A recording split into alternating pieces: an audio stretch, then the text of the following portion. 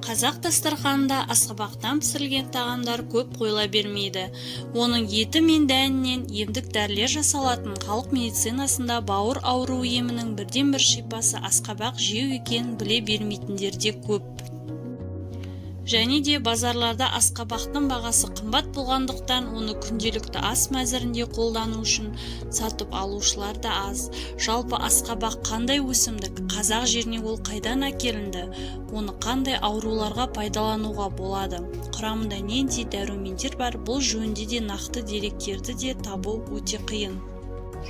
Жалпы Қазақстанда асқабақтың кәдімгі түрлері мен ірі асқабақтардың түрлері мен сорттары өсіріледі. Құрамында 18% құрғақ заттар, 10% сахароза, аскорбин қышқылы, каротин, тиамин, рибофлавин, дәнде 40% май бар. Құрамында әртүрлі физиологиялық әсері бар кукурбитацин заты болады. Адамға пайдалылығы жағынан бұл бақша өнімі өзге жеміс-жидектер мен көкөністерге қарағанда дәрумендерге өте бай. Адам ағзасына қажетті С, В1, В2, В5, Е, ағзадағы зат алмасу жеделдететін Т және қанның ұюына ықпал болатын К дәрумені, калий, кальций, темір кездеседі. Дәрумендердің көптігі не бола? 1001 ауруға ем деп айтуға болады.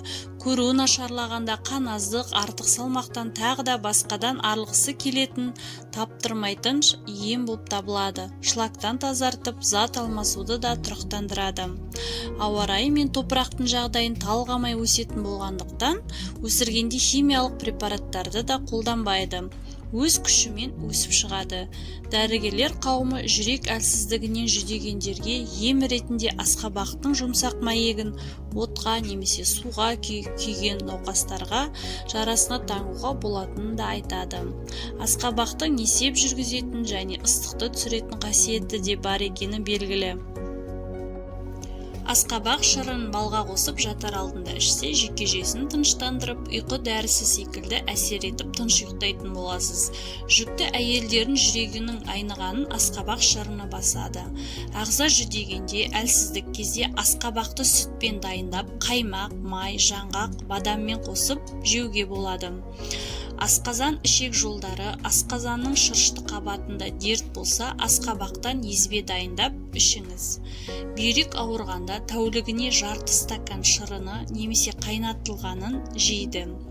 Терідегі қышыма, есек жем шыққанда не болмаса күйік шалғанда үккіштен өткен мәйегінен компресс жасайды. Сары ауру дертінде 4 ай қатарынан үзбей мәйегін жеу керек. Бауырға өте жақсы, әрі қызмет жақсартады, әрі пайдалы. Ішектегі құрт дертіне асқабақты алып, дәнімен мәйегін ойып алып, жылы су құяды. Жарты сағат беті жабық ыдыстың ішінде болуы керек. Дайын кезде тұнбадан күніге 4 реттен астан 20 минуттан бұрын жарты стакан ішеді. 20 күн 1 айдан кейін қайтадан жалғасады. Ішектегі паразиттен ең тиімді тәсілі қабығы ашылған дәнін аш қарынға жеу керек. 7 шақты дәнді езіп сүтпен ішеді. Простатит кезінде 0,15 кг тазаланған асқабақ дәнін шекісінен алып, ерітартқыштан өткізіп, 1 стакан балмен араластырып жеу керек. 10 шақтысын банкіге салып, қалғанын тоңазытқышқа сақтайды. Күніне 1 рет аш қарынға 30 минут бұрын жеу керек. Емді жылына 1 рет ғана жасайды. Көп жеу жүректі нашарлатып жібереді. Ұйқысыздық болғанда қайнатылған, буға піскен асқабақ мәйегінен ботқа дайындап, күніге 2 рет 50 грамнан ішу керек болады. Жатар алдында қайнатпасына бал қосып, 3 стаканнан кәдеге жаратады. Екінші жағдайда 20 бадам жаңғағына 1 шай қасық асқабақ дәнегін қосып, үстіне қайнаған су құйып, 8 сағат тұндырады. Кешке таман ішу керек болады.